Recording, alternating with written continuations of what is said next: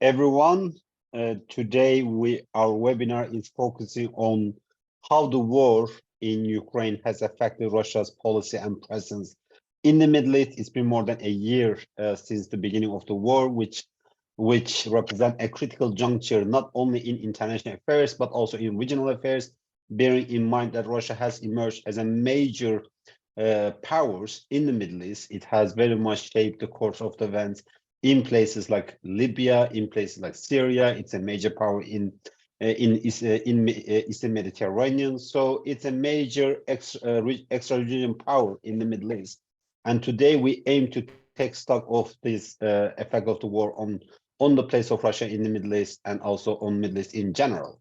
Last week, we also had, as part of this series, we had the Ukraine Special Envoy for the Middle East and North Africa, for Middle East and Africa. We had a very lively discussion with him, a close discussion with him at the Middle East Council on global affairs. So today's webinar will be a follow-up, and there will be another webinar next in our series that will be focusing on this issue from another angles, which particularly will be focusing on how the war has affected Russia's place and presence in regional conflict zones, which will be moderated by my colleague, Yahya Zubur. So without further ado, we have a great list of panelists, so I would like to start the conversation right away. We have Andrey Kortunov, who is the director of the Russian International Affairs Council, and we also have Hanna Notte, Hamidreza Azizi, the two foremost analysts on Russia and the Middle East. So welcome everyone. Without further ado, Andrey, let me start with you actually. To start with the topical question, which is basically how has the war affected Russia's place in the Middle East, and what has been the implication of this war on Russia in the Middle East? Thank you, Galip. How much time would you grant me? 7 minutes, if possible. Okay. First of all, thank you for inviting me to participate in this conference. I think it's timely and important. I just got back to Moscow from Doha, where I participated to a board meeting of one of the foundations that I participate to. But since, I have only 7 minutes, let me limit myself to 4 points, and I'll try to spend definitely not more than 2 minutes on each of the points. And I'll try to describe how I see the changes in the Russian position regarding 4 major countries or groups of countries in the region. The first is Iran, the second is Israel, the third is the GCC group, and finally the fourth is Syria. And I'll try to be very brief, but I think that we can discuss probably later on in more detail each of the countries involved here. First of all, Iran. It's very clear that Russia now depends on Iran more than it did before the special military operation. And we see that the situational partnership between Moscow and Tehran is gradually turning into something bigger than just a tactical alliance. It is yet to be seen whether it might evolve into a really strategic partnership. I think we are not yet there, but definitely this relationship is going up. We can talk about the military technical cooperation between the two states, and there are many allegations that Iran supplies Russia with its drones. I'm sure that there are some other types of the military hardware that the two sides might exchange. But we also see an increased economic activity that used to be pretty negligible between the two states. Right now, Iran appears to become a central link in the north-south transportation corridor.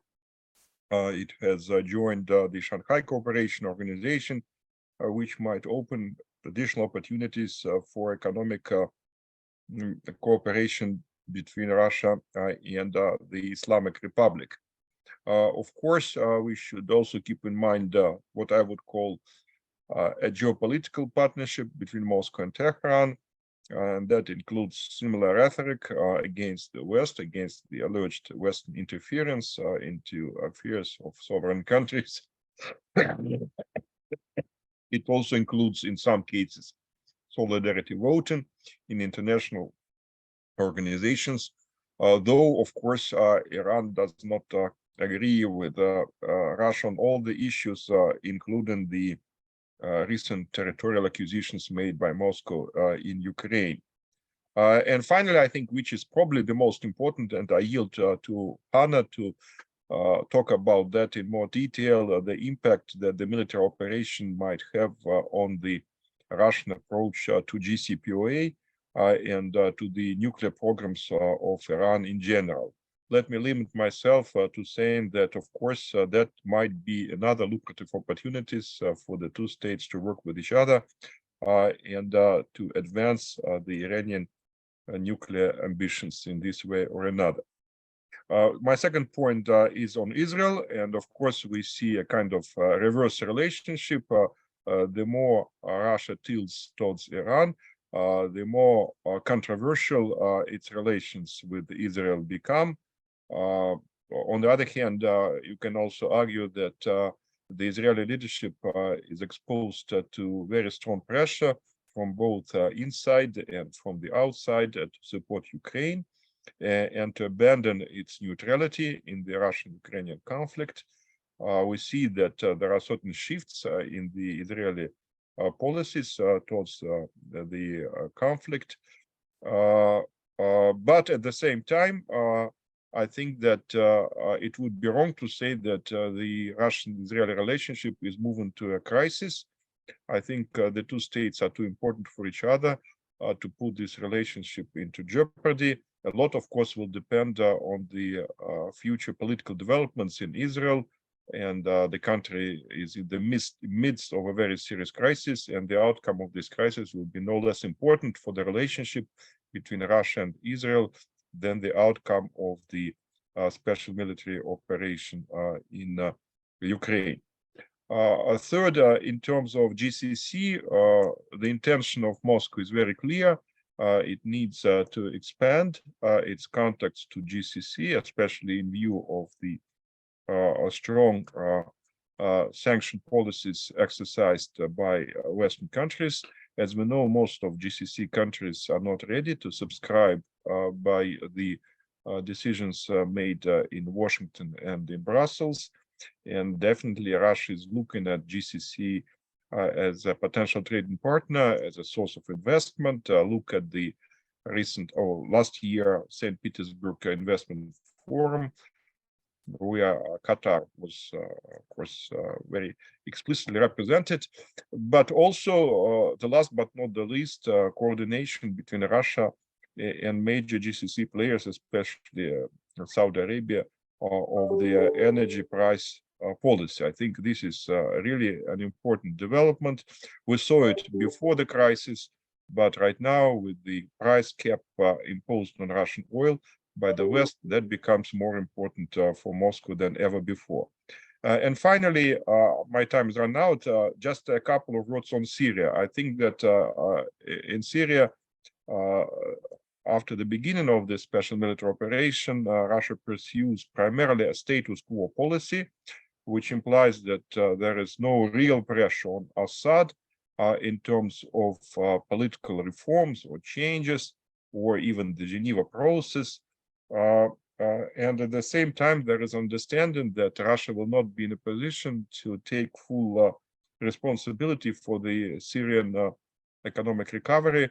Therefore, it becomes so important to break the international isolation of the Bashar Assad government and to make sure that this government is accepted in the Gulf and is able to re-enter the Arab League. We see that Russia is working in this direction quite intensively, and I think not without chances to be successful. And the very last point is that we should also when thinking about the Russian role in the region, we should keep in mind the recent Chinese initiative, the Saudi-Iranian negotiations. I think that might be a game changer, and that might open new opportunities for Russia to be involved in some multilateral arrangements in the Middle East region. It's not yet clear how that will work, but I think that opportunities are definitely there. Thank you. Well, thank you very much, Andrey. Let me actually pose you a follow-up questions, but also if anyone in the audience wants to pose questions, please write it to Q&A box. We already have quite many questions that were submitted to us in a written format. Andrey, one country was particularly missing in your overview of the Middle East. That was Russian-Turkish relationship. So how the war has affected this relationship? And secondly, I will be going to Hamidreza on this one as well, but I want to hear your perspective from Moscow. You said the situation of partnership with Iran has become something bigger. Can you define this something bigger? So is it right now a strategic alliance between Iran and Russia? Because when you speak to the Ukrainian, they complain that about the Iranian delivery of drones, and they're also worried about a possible delivery of missiles. So that seems to be generate quite tension between Ukraine and Iran, but also probably between the West and Iran.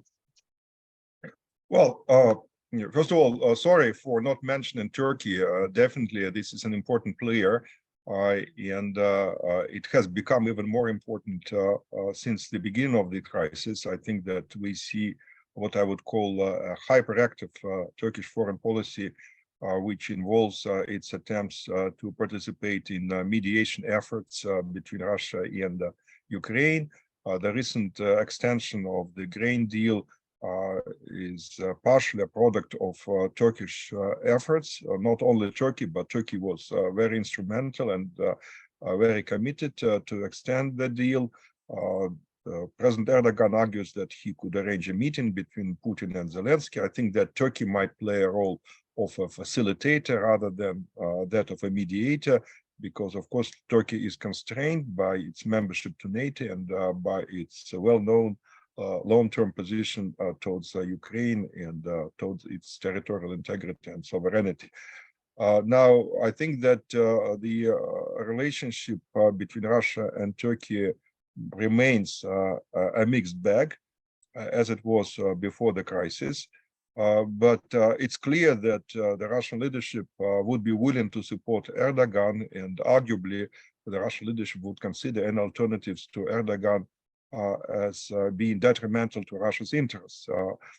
Some here in Moscow argue that the decision to extend the grain deal for 60 days given all the reservations and all the concerns and all the grievances that Russia has regarding the deal, suggests that Erdogan remains very important for President Putin personally, and the Russian leader is willing to do whatever depends on him in order to support his partner when the situation of this partner might look quite precarious.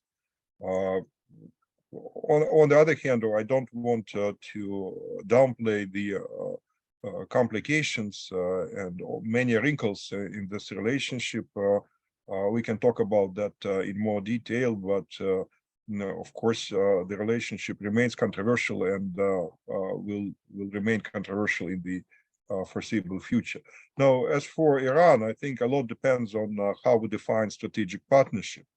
And I think that even if we have an extensive military technical cooperation between two nations, it does not necessarily constitute a strategic partnership. There should be something more than that, including common values, common aspirations,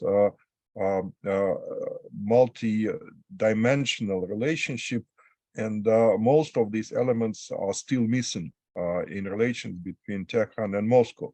For instance, the economic relationship is still not well developed. If you compare Iran and Turkey, you'll see a very clear difference that Russia has a lot of economic interaction with Turkey, but not so much with the Islamic Republic. If we are talking about the social interaction, I think that we have even more serious problems there. The social dimension is not really developed. If you take education, research, culture, civil society, it is almost negligible. At least it is very limited. Moreover, there are suspicions on both sides, especially on the Iranian side. The historical track record is complex, not to use a different word. So I don't think that we can argue that there is a strategic partnership. But I think it is also clear that the two countries are moving in this direction, maybe slowly, maybe not always consistently. I think that definitely there is a lot of space to cover, but the relationship is becoming more robust. And I think the West is pushing Tehran and Moscow closer to each other. The West is pushing Tehran and Moscow closer to each other. I think that's also many is talking about, like Russia and China being closeness as a result of both countries' antagonistic relationship with the West as well. So, but if I understood correctly, the war has not actually, because at the beginning there was expectation as a result of the war, we might see a downsizing of the Russian footprint in the region. But a year on, that doesn't seem to have materialized, right? You know, I think that the Russian presence in the region is affordable. Even if you take Syria in terms of resources which are spent in Syria, these are very limited resources which Russia can afford, even while conducting its special military operation in Ukraine. Of course, you know, we do not know what will happen, how, you know, sustainable the current Russian resilience is, but it's a relatively minor operation. And of course, what Russia is trying to do is to make sure that it will get investments on its, it will get returns on the investments that it made in the region. So I don't think that the current position is in a direct jeopardy. Hanna, let's go to the region, to the Middle East. So how this war has affected actually the Middle East. So what are the major implications of the war on the Middle East, but particularly how this has shaped the Middle East relation with the US and Russia at the same time? Because if you read an article in any Western media, one of the first phrases that you will see will tell that the Middle East has engaged in a geopolitical balancing act on the war. So how do you see the future of this geopolitical balancing act at the same time?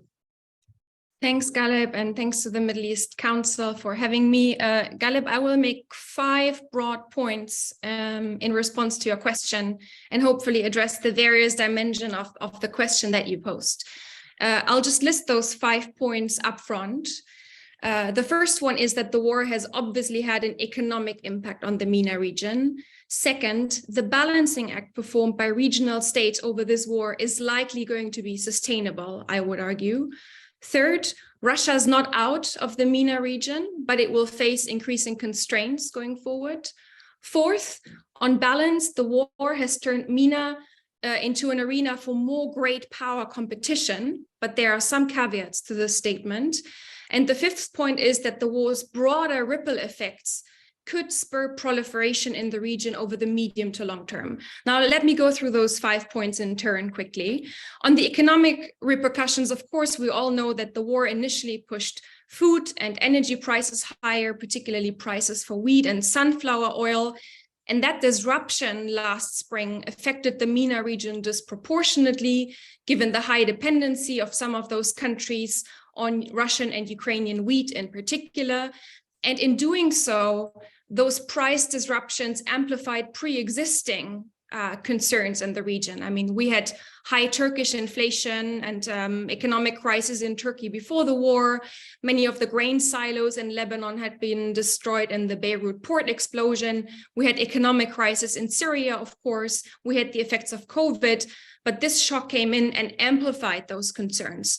Now, with the Black Sea Grain Initiative, which Andrey already mentioned, and the unblocking of Ukrainian ports last summer, that mitigated those effects to some extent. Wheat prices went back to pre-war levels, but I would say that the region does remain vulnerable to trade disruptions emanating from the Ukraine war in the future. Andrey noted we have a 60-day extension. Some would argue that's actually not a whole lot, and we never know what might happen in the future. And then there's some countries, I would particularly point out Egypt, that still very much suffer from the economic consequences of this war. That's my first point. The second regards the balancing act by regional states. Yes, despite the economic shocks caused by the war, despite Western unity in condemning Russia, most regional states, as we know, chose to balance between Russia and Ukraine and its Western backers. There was a reluctance to join sanctions against Russia, a reluctance to condemn Russia or break ties with it. And the reasons behind that were, of course, perceptions of the war on the one hand, and then perceptions of one's own interest. And I will just quickly go through this, but I would say, broadly speaking, there was a perception in the region that Ukraine is not the region's war. You know, it's a war in Europe. It's not even necessarily seen as a Russian war of aggression, but perhaps as a war partially fueled by NATO and US actions against Russia. And it's certainly not viewed as a war challenging a rules-based international order, which is the prism that we have in Western capitals. There have also been accusations of Western double standards in responding to the invasion of Ukraine, comparing it to sort of less Western support when it came to the issue of Palestine or the war in Yemen, for instance. There's also, I think, a perception in the region that regardless of this war in Ukraine, we are in an emerging multipolar order. The United States is receding in its presence from the region, and states simply cannot afford to antagonize Russia or China, for that matter. They need these multifaceted relationships. And then, of course, each state in the region has very distinct economic or security interests with Russia. The reason why Egypt needs good relations with Russia differs from Israel, differs from Turkey. But I would say that Western efforts and US efforts over the last year, first of all, to get states like the UAE or Turkey to stop supporting Russian efforts at sanctions evasion, and those efforts at deterring states, for instance, from buying Russian weapons, those efforts have had an impact on the margins. It's not like they've been completely pointless, but I think they will fail to undermine this broader balancing act, pending very extreme circumstances, which we could perhaps debate in the Q&A. What would need to happen for states to drop their ties with Russia? I think that would only happen in very extreme circumstances. Now, my third point, Russia is not out of the MENA region, but it faces constraints. I mean, Andrey has already spoken to this. I agree with him. Russia is not going to leave the region. Its presence there is relatively low cost. In fact, the region is becoming more important to a Russia that is sanctioned by the West and where sort of ties with the West, I think, are gone for the foreseeable future. Russia has the means to preserve its presence in Syria. It has the means to preserve a covert presence in Libya, I would argue, and in fact to maintain a presence of Wagner private military company elsewhere in Africa. I don't think that Wagner losses in Ukraine, in the area of Bakhmut currently, are indicative of a Russian inability to preserve Wagner presence elsewhere in Africa. And I'm happy to talk more about that in the Q&A if there's interest. But I would say that if we look at Russia's toolkit to exert influence in the MENA region, there will be some constraints. And I want to make 3 points here. Again, Andrey has partially spoken to this, but I do think Russia now has a limited military bandwidth to react to broader instability. So if we were to imagine broader issues emerging in Syria, the Russian military would be hard pressed to react to that because its military bandwidth is quite consumed in Ukraine, which is why I also agree with Andrey. Russia is largely status quo oriented in Syria. It does not want to rock the boat too much. The second change regarding Russia's toolkit is reduced leverage over both Turkey and Iran. Both of those important countries have gained some leverage over Russia since the invasion for different reasons, and that has consequences in all sorts of arenas, which we can discuss. And the third question regarding Russia's toolkit is, I think there will be a question mark going forward over Russia's attractiveness as an economic partner in some of those specific areas in which the Russians have been competitive. Arms sales and nuclear energy cooperation. What we know so far is that the Rosatom construction of nuclear power plants in Egypt and Turkey is going ahead according to schedule. But I think there are some questions about potential future supply side constraints. And that is a function of the extent to which Western sanctions and export controls will affect certain sectors in the Russian economy, Russia's defense sector, other strategic technologies. And it will also be a question of whether regional countries will look towards other suppliers for some of those strategic technologies and whether they offered alternatives to Russian supply, which is where China and the United States come in. The fourth point is that I think the MENA region is becoming more of an arena again for great power competition, but there are some caveats. So I think generally speaking, we will see less compartmentalization by Russia and Western countries when it comes to cooperation in the Middle East. And the big example here for me is indeed Russia's attitude on the Iran nuclear dossier and on efforts to restore the JCPOA. I have argued and written that Russia has become less helpful over the last year in restoring the nuclear deal. I'm happy to expand on that in the Q&A if there's interest, but I think this is a real shift from how things were previously. But I don't think that means that Russia will opt for confrontation with Western states on each and every dossier in the Middle East. If we look at the vote on the Security Council to extend cross-border aid into Syria, for instance, in January, that is something that Russia supported. I think, again, Putin-Erdogan ties and Russia wanting to not antagonize Turkey played an important role here. But the Russians are also still frequently saying now that they want to see cooperation in the Middle East Quartet on Israel-Palestine resumed. So I don't think they see confrontation on each and every issue in the Middle East. And quite frankly, there will be dossiers in the Middle East which will remain largely unaffected by what Russia does or what it does or doesn't do. I think the situation in Yemen, Israel-Palestine, the Abraham Accords and further normalization between Israel and Arab states will only be affected by Russian actions on the margins. I think the trajectory of Russia-Iran relations, of course, will have an impact on this, but that's the only sort of effect here. And the last point I wanted to make is perhaps a bit more sort of forward-looking, and that is about proliferation trends. I think, we had initial fears early in the invasion that because Russia, shielded by nuclear weapons, launched a conventional war against non-nuclear weapon states, that other states would rush to develop nuclear weapons as well, including in the Middle East. That was a very pervasive sort of argument at the beginning of the invasion. There's actually no strong evidence that new aspirants to develop nuclear weapons have emerged.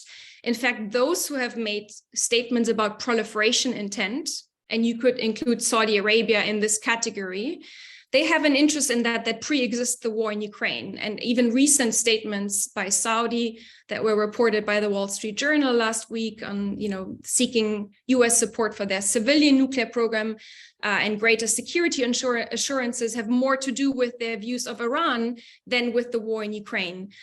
But that said, I do think that the ripple effects of the Ukraine war could still have negative implications for non-proliferation in the Middle East medium term for two reasons. The first is this declining Russian-Western cooperation on the Iran nuclear file. So if this becomes a sort of a permanent fixture, then we will effectively have an entrenchment of a de facto Iranian nuclear threshold status, an Iranian nuclear hedger. If diplomacy is dead, we're not going back to the JCPOA. What we will then have is a sort of emerging deterrence regime in the Middle East, where other states will seek to take action to prevent Iran from breaking out, from weaponizing. And if this is the reality, countries will make determinations about what they will need in order to feel secure, then it's not inconceivable to my mind that at least a nuclear hedging option could also be on the table. And the second reason is actually broader and more contextual and goes perhaps a bit beyond the scope of a Middle East discussion, but what we're currently witnessing is also the demise of strategic nuclear arms control at the global level. And this may well fuel sort of generally a greater salience of nuclear weapons again over the coming years. And I think if this broad global trend, worrying trend, combines with worrying regional trends, then on balance, this could have negative implications for proliferation in the Middle East. Perhaps I'll end here. Thank you. Sure. Hanna, just a few follow-up questions. One of them, you rightly said, you said that probably the Middle Eastern Balancing Act will be sustainable, but at the same time, there are more expectation from as regards pressure from the US for on the Middle Eastern countries, so that they don't allow the Russia to use these countries for the sanction evasion. Do you anticipate more compliance by the Middle Eastern states as regards on this point? Will the Middle Eastern countries take a stronger stance vis-a-vis the Russia's possible sanction evasion by using the Middle Eastern countries? Galip, I mean, generally speaking, yes. I don't think that countries like, I think we're talking in particular about Turkey and the UAE here, which have stood accused of aiding Russian sanctions and evasion. And we know that US officials from the State Department and the Treasury have traveled there in recent months to raise that issue. I don't think these countries are completely immune to Western pressure. And I think it was reported just last week that Turkey has actually stopped the transit of sanctioned goods to Russia after such pressure emerged. So I do think that we will, see some compliance, but I also at the same time think that these states will try to find workarounds to still continue business with Russia in a way that doesn't produce a risk for them to run afoul of primary or secondary sanctions. How that's exactly going to look like, I think, is something I cannot answer. But I don't think that we will see a situation emerging where they will drop their business ties with the Russians. They will to find workarounds. You also mentioned that the Middle East will be even more an arena for great power competition, which effectively means we will see more confrontation between the West and Russia, and also by extension China, within the context of the Middle East. We see that the Russia is treating the Middle East and to some extent the South and Eastern Front with the West as a single space by its actions. Like today's in the Q&A chat box, we have a question from Jane Kinemont, which she says, this week's reports that Italy believes that the Wagner Group is pushing migrants from Libya towards Europe as part of a deliberate strategy. So we will see probably more of such reports or such actions. But what is missing in this picture, I don't see an increased effort by the West in context in the Middle East to confront Russia or to push back Russia. So, for instance, do you see any increased level of engagement by the Western countries in Syria, in Libya, in countries where the Russia is present to contain or curtail Russian influence there? It seems like, this is, we do expect more great power competition in the Middle East, but it hasn't materialized yet, at least not from the Western part. Yeah, thanks, Galip. I mean, let me make 2 points here. First of all, I do agree there will be more great power competition, but that doesn't necessarily mean that different actors will push for confrontation. So, for instance, to come back to Syria again, I think the Russians will be very careful to push towards something like a military confrontation with Western countries, because they really don't need it right now. That's not in their interest. I mean, there have been some reports of sort of harassment of US forces in northeast Syria, but really it's been on a fairly low level overall, because I think it would not be in Russia's interest. I think bringing the competition to the Middle East and the confrontation will manifest in other ways.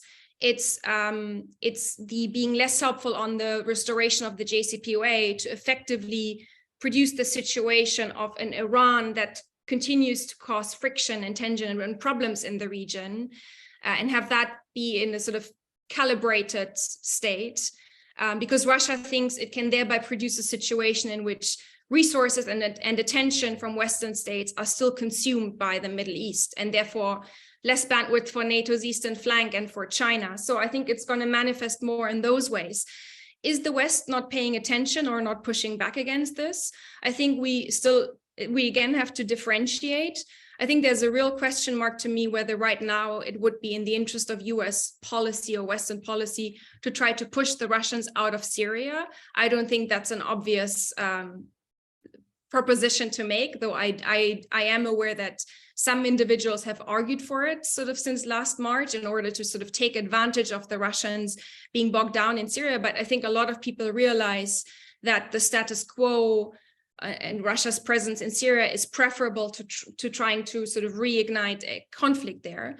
When it comes to Libya, to the Sahel, to Wagner presence in Africa, I mean, Bill Burns was in Libya just a few weeks back. And from what I understand, the American government is quite active in trying to explore opportunities for reducing Wagner presence in Libya and in Africa, because there is a concern that even though Wagner is quite present now in Ukraine, they still have the bandwidth to actually cause a lot of trouble elsewhere. That's also why the Americans designated Wagner a transnational criminal organization just a few weeks ago.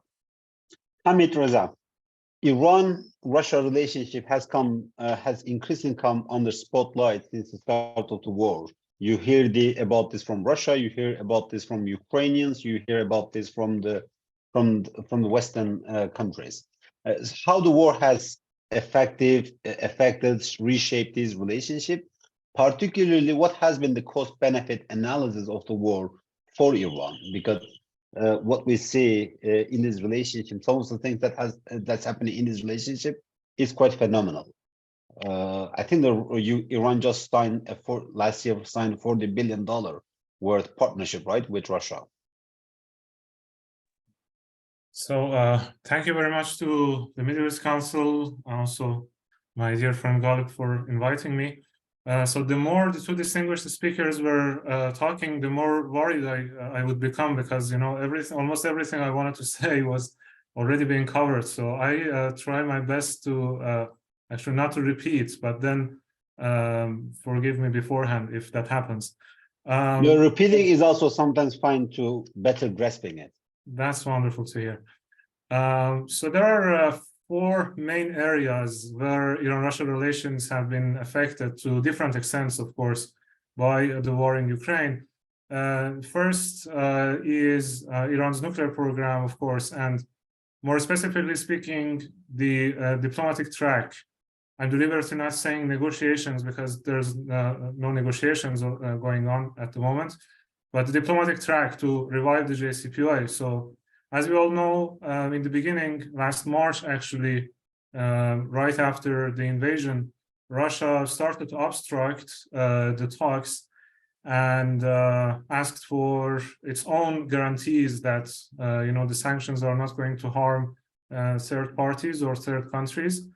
And then, of course, it changed track. But since then, we have seen Moscow basically becoming increasingly supportive of Iran's stance toward the talks, which is something, of course, very unprecedented. Before, Russia used to play the role of more sort of mediator, also in terms of, especially in terms of pushing Iran towards, accepting some of the terms put forward by the other parties. But now it seems that, that approach has changed, basically. So to me, it seems that Russia at the moment is more inclined, or slightly more inclined, at least toward the non-revival of the JCPOA, the status quo with regard to JCPOA, as it could actually again become, the revival of the JCPOA would sort of contribute to at least reducing tensions between Iran and the West, or at least relieve the West from the Iranian threat and give them more freedom of action to deal with Russia.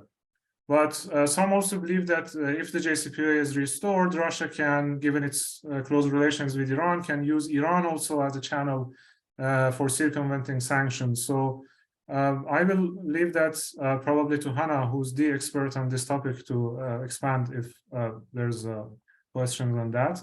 But this is my understanding. The second aspect, which is maybe the most important in terms of international attention, is military cooperation. Here we've seen both quantitative and qualitative changes.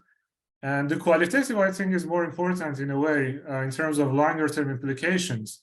because for the first time in the history of Iran-Russia relations, Russia is actually on the receiving end of this military cooperation, with Iranian drones being used in Ukraine.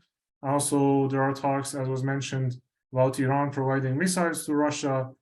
But of course, on the Russian side, there's also speculations, or more than speculations, actually, increasing evidence that Russia may soon deliver Su-35 fighter jets to Iran.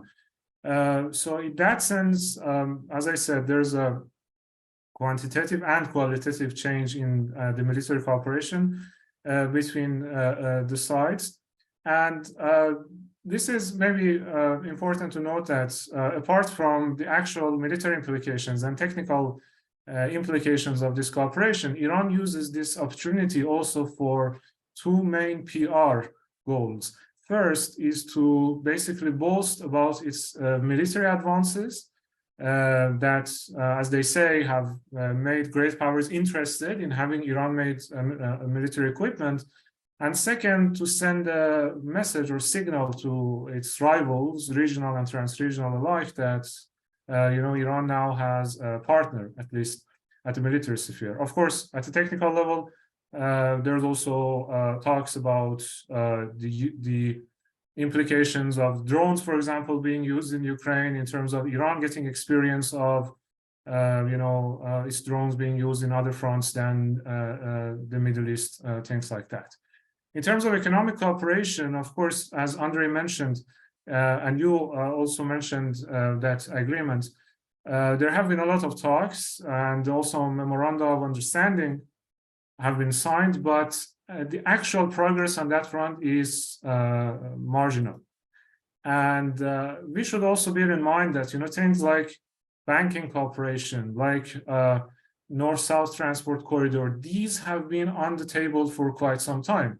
Especially speaking of North-South transport corridor, it's more than 20 years that the initial agreement was made between Iran, Russia, and India, and then other countries also expressed desire to join. With regard to banking system, same. It's around a decade that there are talks about that. So the thing is that the economic capacity of both sides has been eroding as a result of the sanctions. And for that reason, I don't see any prospect, at least in the short to medium term, for any substantial economic cooperation between the two sides. And that's, that's where we can speak about the existence or non-existence of strategic partnership, because economic cooperation, to my understanding, is one of the main pillars of any successful strategic partnership, and this is still lacking in the relationship. So what we have been witnessing in terms of Iran-Russia relations has been an ever-expanding sort of military wing of the cooperation, but then economic sphere has remained marginal. As Andrey mentioned, again, the social exchanges have also, and the gap actually at the social level is widening, ever widening, given the protests in Iran and Iranian public seeing Iran as taking side with authoritarian governments like Russia, China. Recently, Belarus has joined the club. So that's how it is seen. And then for the fourth aspect, which is as important as military cooperation, to my understanding, is Iran-Russia cooperation in the Middle East.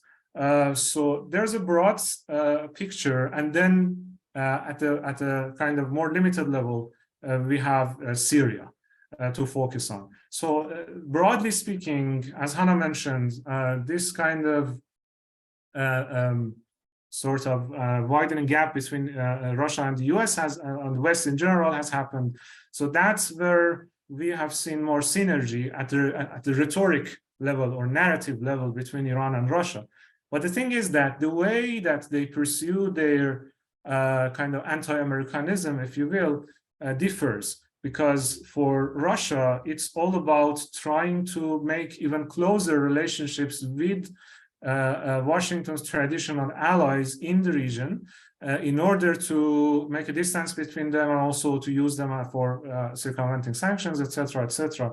But for Iran, even despite the recent developments for example, with Saudi Arabia, diplomatic initiative, etc., they remain rivals, competitors at the end of the day. And it's all about balancing act.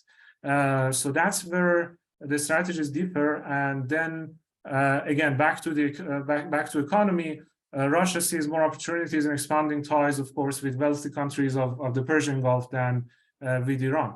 And here comes also the Syria issue. Of course, Russia, as Hanna mentioned, is not interested in an escalation with the US in that country. But as far as I can see, the Russians have outsourced that to Iran. And, you know, a flashback to last summer when Putin and Erdogan went to Tehran and there was this Astana summit, there were unprecedented emphasis or unprecedented level of emphasis on the necessity to confront the US in Syria, even by President Erdogan. And that was sort of new. And the Iranians are quite happy with that. Of course, Iran have recruited new militias, have kind of reinforced the militias that it already had in Deir ez-Zor, and they are targeting American interests. So what Russia has done is simply just to back off and not to prevent Iran from that escalation. And the same has happened with regard to Israel. Iran has been installing radar systems, air defense systems, and Russia has just been watching that. So the risk of escalation in Syria is getting higher and higher, not necessarily between Russia and the West, but between Iran, Israel, Iran, and the US. Just a very quick note to answer your second question as well in terms of cost and benefit. So the fact is that Iran's support for Russia in the war in Ukraine has become one of the three major elements which have led to unprecedented tensions with the West as a whole, because with the US, of course, tensions is nothing new.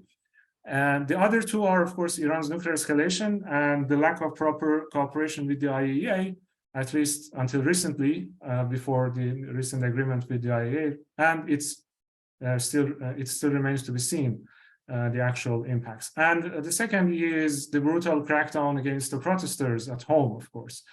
But among the three, I think, at least as far as Europe is concerned, the Russia factor plays the most important role in changing European states' threat perception of Iran. You know, Iran being just complicit to the war, just in Europe's neighborhood. And this is further complicating the relationship between Iran and the West, the JCPOA, and all these sorts of things.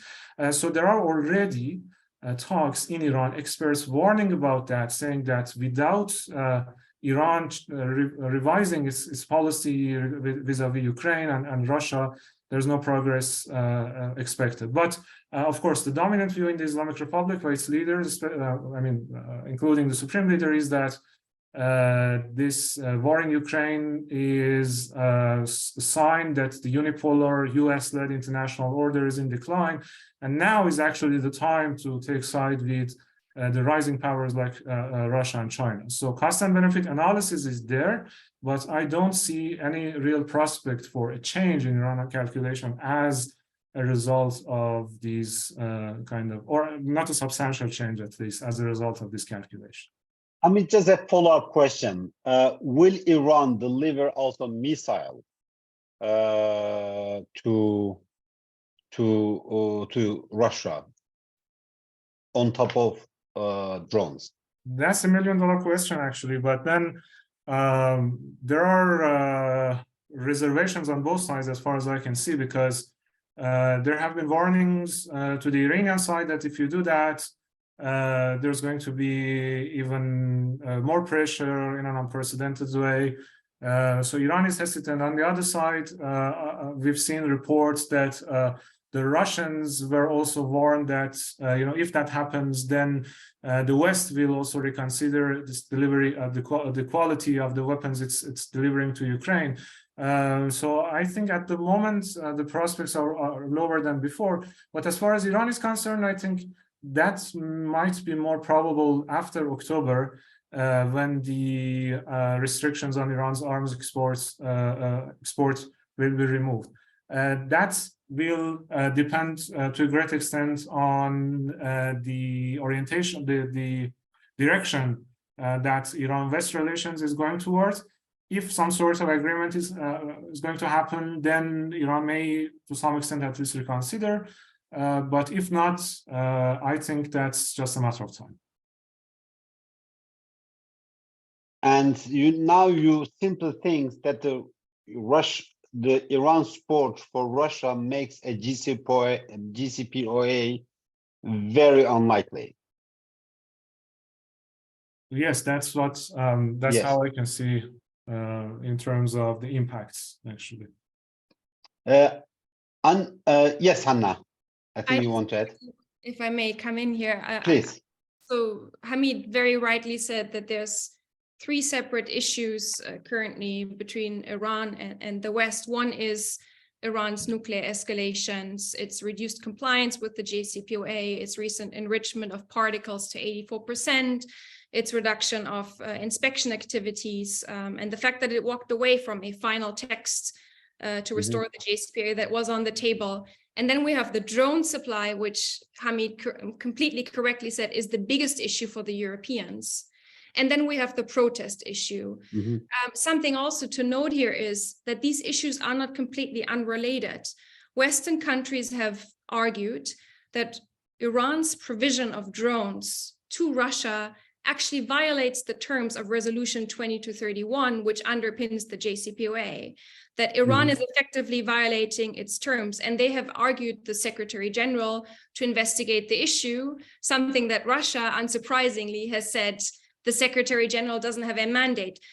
This sounds a bit sort of complicated and procedural, but my point here is that the whole drone transfer issue has become inextricably linked to the fate of Resolution 2231 and the future of the JCPOA. So it's not just a sort of political irritant in the background, it actually has become part of the fabric of the negotiations. That seems to be quite clear. Andrey, we have few questions again from the audience for you, actually. One of them is, are there any clear plans on the horizon to confront any international threat that Russian president may resort to? What is the internal position on Iran's support for Russia? I think that has been already answered. But the question is, can Russia afford losing the war in Ukraine? It's not directly related to the Middle East, but there's a question whether Russia can afford losing in the war. And also there is another question which Hanna, you may answer. Can the West afford losing? Galip, I think that we should qualify this question. First of all, we are talking about the current Russian leadership, as I assume, not about the country at large, not about the absolutely class, but about the political leadership. And I think the answer is no. The answer is that the leadership cannot afford a failure. It cannot afford a defeat because it perceives the war as existential, as something which will define the future of the country, not just a political regime in the country, but the country at large. And if you follow the statements coming out of the Russian leadership these days, they argue that the goal of the West is not just to weaken Russia, not to defeat Russia in a particular theater, but rather to destroy Russia, to eliminate Russia from the map of the world, to cut Russia into small pieces and to deal with Russia once and forever so that Russia will never resurrect. Whether it is right or wrong, it's another question, but this is the narrative which is presented in Russia quite often, and I think which is successfully sold to a large part of the Russian population. Another question, however, is how you define a victory. What does it mean to win for Russia? Does it mean to secure the territory of Donbass and Crimea? If so, then the goals of the military operation can be regarded as limited to get hold of the two districts in the east of Ukraine, in their old territorial boundaries, to have land bridge to Crimea, because the Crimean bridge itself turned out to be vulnerable to attacks. So, in the end of the day, that will be about certain territorial gains. And the limits of these territorial gains were defined by President Putin when he made the decision to include the four regions of Ukraine into the Russian Federation in September of last year. However, there is a parallel narrative about what a victory might constitute. And this narrative is based on the assumption that in the end of the day, it's not about territorial gains, it's about the Ukrainian state project at large. And this narrative implies that no matter what specific boundaries a future Ukraine might have, but if this Ukraine remains explicitly anti-Russian, revenge-seeking, deeply integrated into Western security mechanisms, then it will constitute a permanent threat, a challenge to Russia's existence. And therefore, the real victory would mean not just gaining certain territories, but rather changing the regime in Kyiv. Whether it is doable, whether it can be accomplished is another question. But we see right now these two narratives that coexist parallel to each other. I think that there is some kind of interconnection between the two. For instance, if Ukraine stays neutral, that might mean that Russia may take a more liberal approach to the territorial settlement. If Ukraine has certain limitations on its future armed forces, that would also mean that probably Russia will not need to push Ukraine that hard. So I think that these minimalist and maximalist agendas still exist parallel to each other, but their future is likely to be defined by how the situation in the battlefield evolves. There is actually, before I go to Hanna, there is also other question for you that I would like to pose it to you. What possible event in the war over the next years would make China take a much more active role in supporting Russia? That's one. And secondly, another person asked a question about the prospect for cyber security cooperation between Russia and the Middle East after the war. Well, on the first question, I think that the Chinese position might change in two cases. The first scenario is NATO being involved in this conflict directly. To the extent I can judge about the Chinese position, China is not enthusiastic in supporting Russia against Ukraine, but it would like to render Russia assistance once Russia confronts NATO. So if NATO attacks Russia, if there is an inadvertent escalation, I think China might reconsider the scale and the format of its support to Moscow. And of course, the second scenario is a China-US confrontation, direct military clash around Taiwan. That would also be a game changer, and I think that that would signal that we are getting much closer to a rigid bipolar system, where China and Russia will stand back to back with each other, supporting each other in their respective military conflicts. So these are two options which might change the Chinese approach to the conflict. And the second question was on Galip. The second, yes. The second question. The second question was about the cybersecurity cooperation. Oh yeah, yeah. War, I think that it will partially depend on the outcome of the conflict. It will depend on what kind of capacity Russia will have in cybersecurity. But I think that we will continue to see more and more IT experts from Russia coming to the MENA region, especially to the Gulf, contributing to the development of the indigenous cybersecurity capacity in Gulf states. So at the level of particular individuals, at the level of private companies, this cooperation will expand no matter what. But in terms of state-to-state cooperation, a lot will depend on the outcome of the current conflict. Hanna, the question of whether the West can afford losing, but also there are other more Middle East specific question. One of them is, aside from Dubai, have any other states in the region received significant inflows of Russian capitals and migrants since the invasion? And there are also quite many comments and questions regarding the Western double standards when it comes to taking a moral stance on invasions. I see people making comparisons or parallels between the invasion of Ukraine and Iraq. So, but these first two questions. Sure.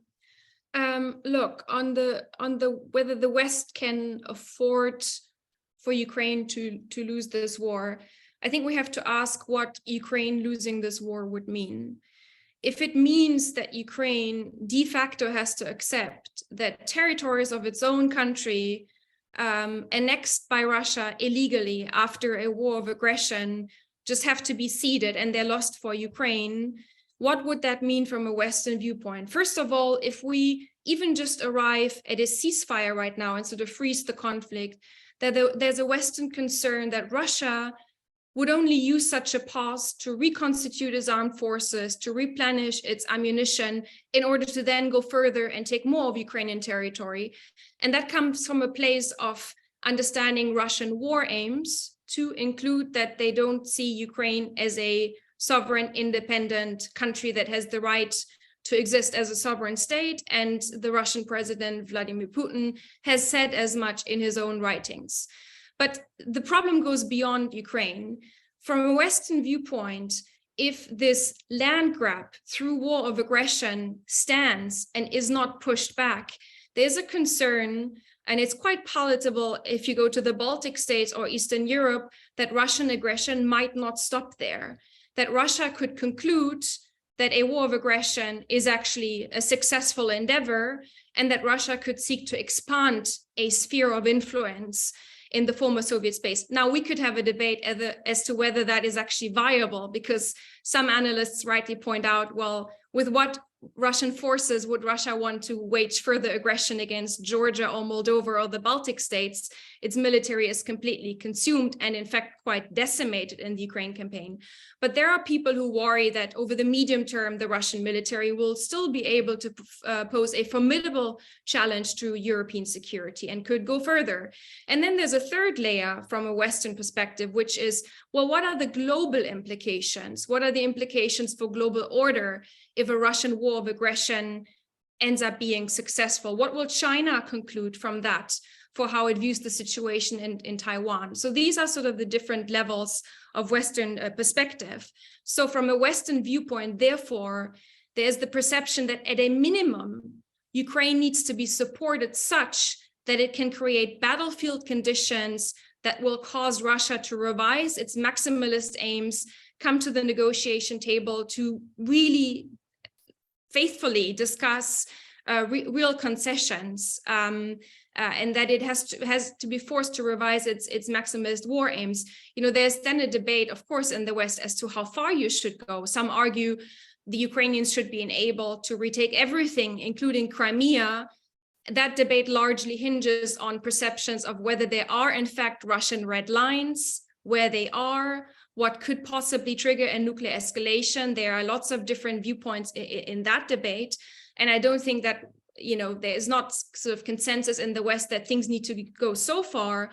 But the overwhelming view is that, you know, seeing Russia successfully annex territory of another sovereign country in Europe is not a situation that can go unanswered. In terms of the second question, I mean, capital and people sort of outflux from Russia into the region, really, I think it's mostly the Emirates and Turkey, of course, both for capital as well as for Russians, for Russian businesses, for individuals. I think otherwise in the region, not so much. It's otherwise more to countries in the South Caucasus, Armenia, Georgia, that a lot of Russians have gone to, but not so much into other Middle Eastern countries, to my understanding. Hanna, let me ask you a question, because the Russia previously has been very pivotal when it comes to nuclear cooperation with many Middle Eastern states. What do you see the future of Russia's engagement in strategic, in areas of strategic significance in the Middle East? Nuclear cooperation deals. Nuclear cooperation deals are one of them. The future of Russia's arms market, or the presence of Russia in the Middle Eastern arms market. How do you envision those things will be affected by the war?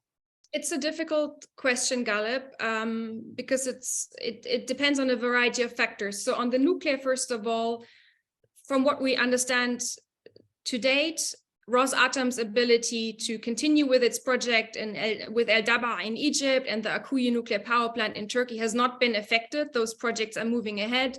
Rosatom has also signed memorandums of understanding for cooperation with a whole variety of countries.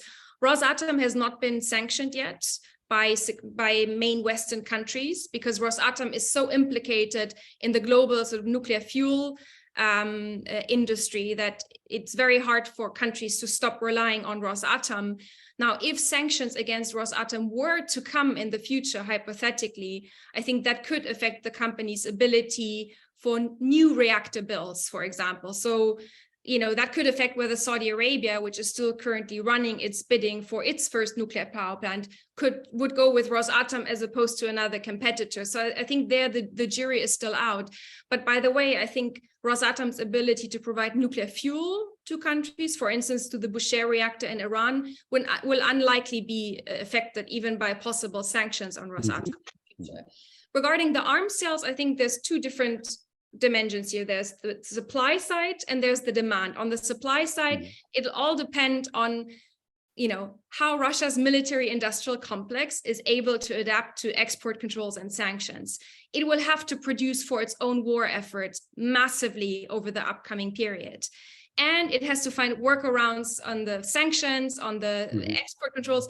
Will it be able to still produce Su-35s with the highest standards for export? I think that will be the question. So far, there's a mixed picture emerging as to what might be the case there. But it's not just the supply side, it's also the demand side, and whether countries, for instance, will be deterred by the threat of CAATSA sanctions, countering America's adversaries through Sanctions Act, whether they will then choose to go to other customers. But this is also where other providers will have to step up to offer alternatives, including the United States, if they want to deter regional countries like Egypt, like Iraq, to stop buying weapons from Russia. But the latest numbers suggest, I think, that Russia's arms exports will not be the same as they were the decade before the war in Ukraine. Hamidreza, we have spoken significantly about the Russia-Iran cooperation within the context of Ukrainian war, but I think we also can ask question about how the war has affected Russian-Iranian cooperation in the Middle Eastern conflict zones, for instance, in Syria. What do you foresee there? Because now there is a meeting that is going to take place in Moscow soon between Russia, Iran, Turkey, and the Assad regime. And obviously, the major things on the table is the normalization of the Assad. So how do you see the division of labor between Russia and Iran to play out in Syria? Secondly, I have a question from the audience, which basically is more or less asking about the polls. Are there any independent polls that assess how much Iranian and, for that matter, Russian populations support democracy and human rights? There has been such studies for the Arab countries done by the Arab Center in Doha. So if you can combine both questions, that would be fantastic. Sure. I mean, I think I briefly mentioned Syria, Iran-Russia cooperation in Syria and how it's been impacted.